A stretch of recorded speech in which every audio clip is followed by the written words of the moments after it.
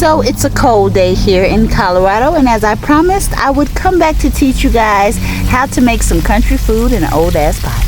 Today, it is neck bone soup with hoe cakes. And as you can see, I chopped them vegetables. That was a little onion, a little bell pepper, and I'm throwing that in the pot right now. After I fried that meat, I removed it and I left all the crusty stuff on the bottom. You want all of that. That's flavor right there. So you make sure that stays in that pot. That is not burnt. That is flavor, but don't let it go too far. But once you put your vegetables in there, you didn't see that, but you put a little salt and pepper in there as well to help break those vegetables down. And then you want to, well, there it is, a little sprinkle. And you want to scrape all that stuff up. At this point, when those vegetables get a little translucent, you can go ahead and add that garlic. You don't want to add it before because when it burns, it's not a good thing.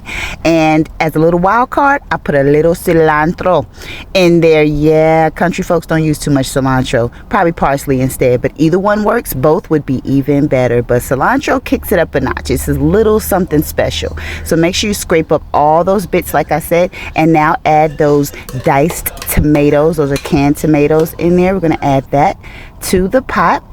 Once that's cooked down, go ahead and add that meat and all those juices right back in the pot and stir it up. Give it a good little stir, and then I'm going to come back in with the liquids.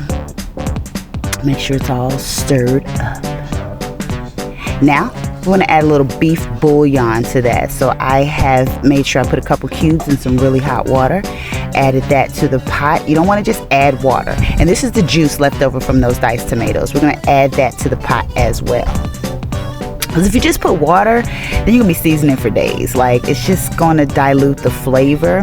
And I actually wanted to put a little touch of red wine in there, but I didn't have none. So either way, though, it's going to be delicious, but the red wine would be nice too. So as you can see, I re-seasoned the pot. So all those seasonings you saw over there, you feel free to substitute a few things if you like. It's whatever you got in your cabinet. Like, this is a budget-friendly meal. You should not be stressing about every little thing to the T. Just make it taste good and, you know, do what you like to do. If you want to add a little heat to that, that would be fine as well. And yeah, I put that lid on that don't go with that old ass pot, but it fits though. Okay.